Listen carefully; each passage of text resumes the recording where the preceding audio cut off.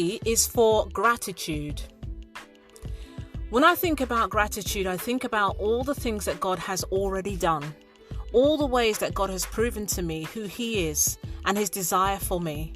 I think about his promises to me, in Jeremiah 29:11 and those kind of scriptures that assure me that he will, it says also, I will never leave you or forsake you. I do not slumber. I do not sleep. I have plans for you. All of these things are the promises of God, and they are for you.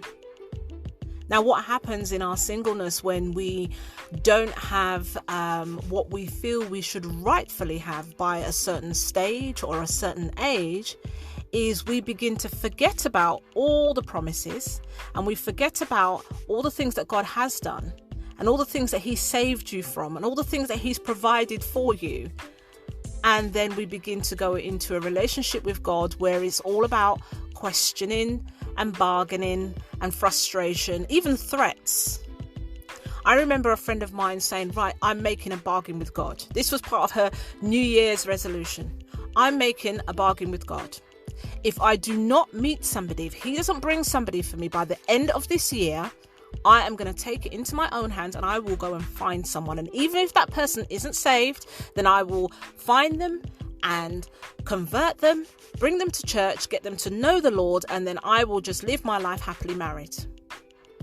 Praise God, he intervened, and she is married now.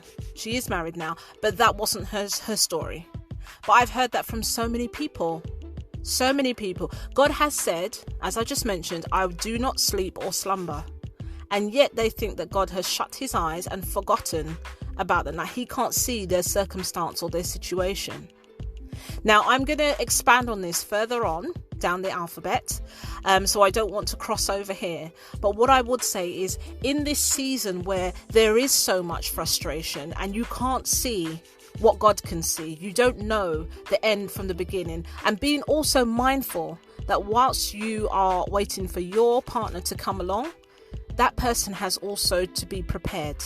Now, I would ask you the question, would you prefer to meet the person now, sooner rather than later, and then have to work through the issues that both you and that person has? Or would you prefer God to improve them and heal them and nurture them and shape them and get them to a place where they are going to be that bit easier to work with? And when I say they, that includes you. Now, some of you in frustration will say, just bring them now. Bring them now, we can work through that stuff together. Well, actually, working through that stuff together works for some people.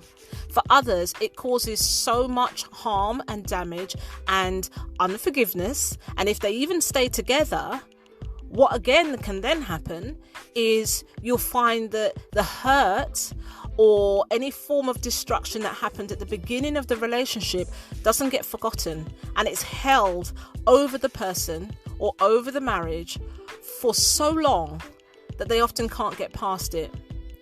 Quite often when we counsel couples, we go back to the roots.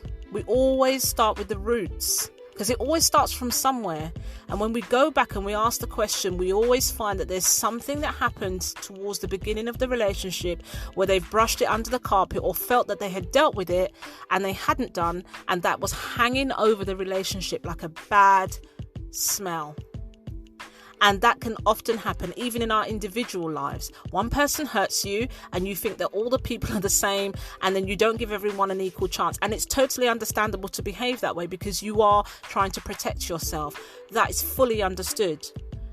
But bear in mind that when God is preparing you, he's also preparing that other person, that female or that male that will be in your life. He's preparing that person, and that can take time.